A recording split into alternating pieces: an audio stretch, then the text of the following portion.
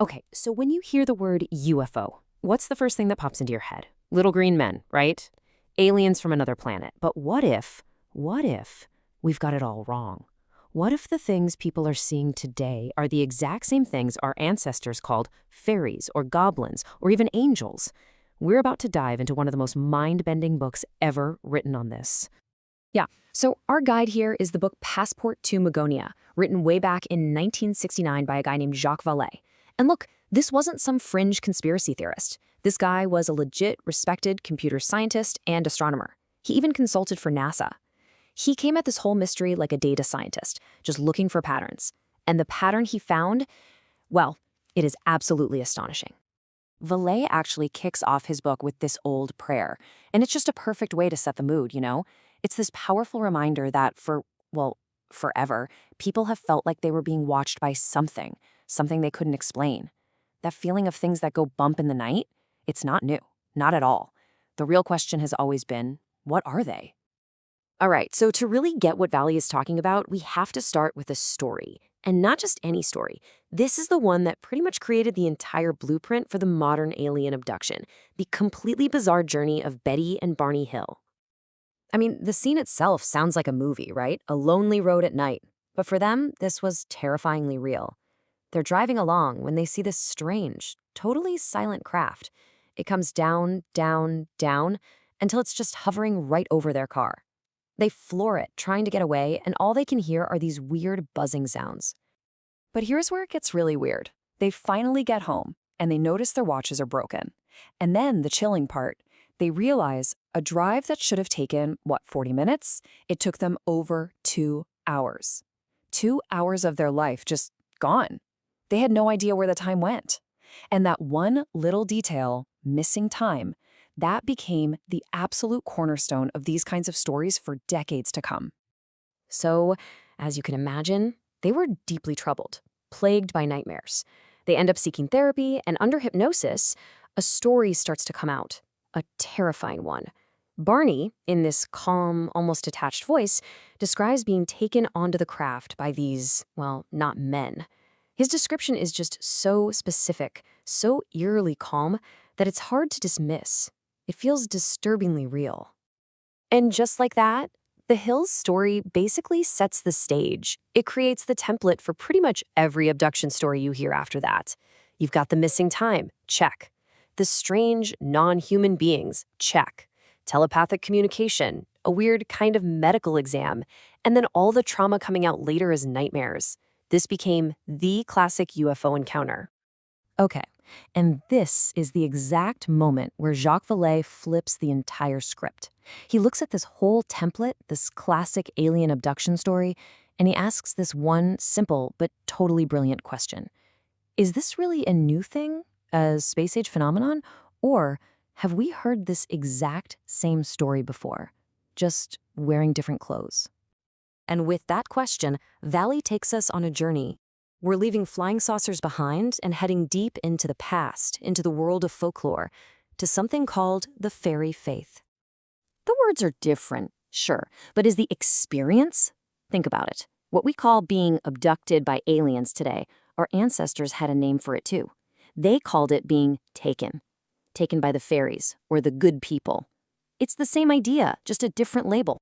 And you have to understand, this was not some cute little bedtime story. For hundreds of years, the fairy faith was a serious, deeply held belief.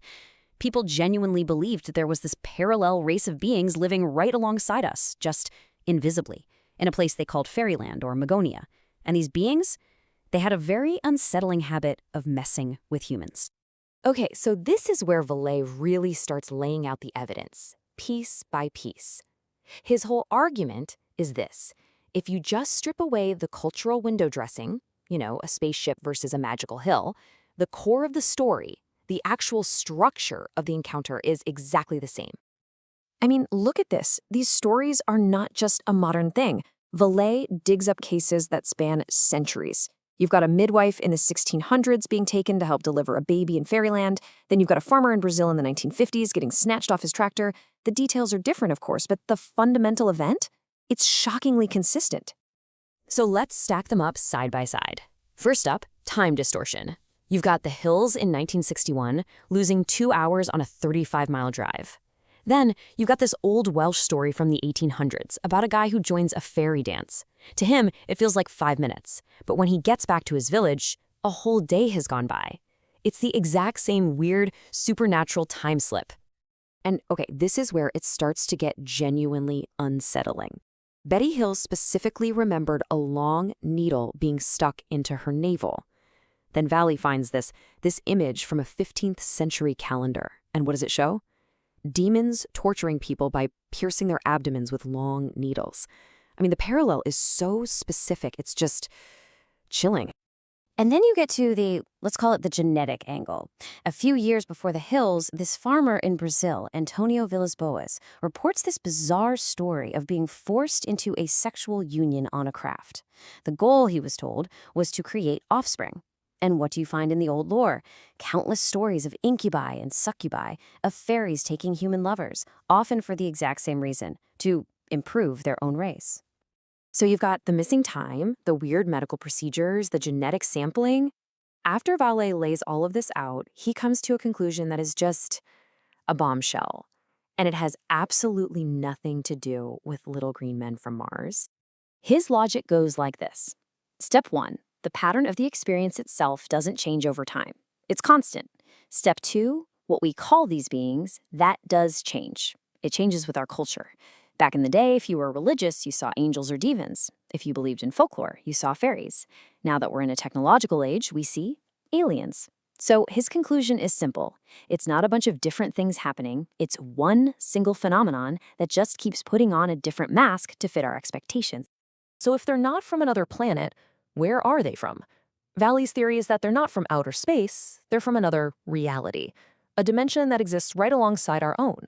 Basically, what our ancestors called fairyland or Magonia, a place that's right here, coexisting with us, and every now and then, the veil between our worlds just gets a little thin. And Vallee puts it perfectly himself. He says the point isn't whether a spaceship is more real than a fairy hill. The point is that the effect it has on the person and the story they tell afterwards stays the same, no matter what century it is. The phenomenon is the constant. Our explanation for it is the only thing that changes. So, with all this data stacked up, Vallee says we can actually stop guessing and start identifying some cold, hard facts about this thing, whatever it is. He boils it all down to 5 critical facts. Okay, let's run through them. Fact 1, this is a real physical thing. It leaves traces behind. Fact 2, the modern UFO story is a carbon copy of the ancient fairy beliefs. Fact 3, the beings people report always fit into these classic types. You know, dwarves, giants, human-like figures. Fact 4, and this one is huge, their behavior is almost always completely absurd. It's illogical, like it's designed to be confusing. And fact 5, these encounters look a whole lot like historical miracles and religious visions. And all of those facts lead to Vallee's most wild, most provocative idea. He suggests that this whole phenomenon acts like a kind of control system for humanity, that it stages these bizarre, reality-shattering events on purpose, to break down our beliefs and maybe guide us. The goal isn't to conquer us. The goal is to manage us, to shape our myths, and by shaping our myths, to shape our future. Ultimately, Vallee doesn't give us any easy answers. He really just leaves us with the same haunting question our ancestors must have had. We can see what this phenomenon does. It's like a mirror. It reflects our own beliefs right back at us. One century it's an angel, the next it's an alien.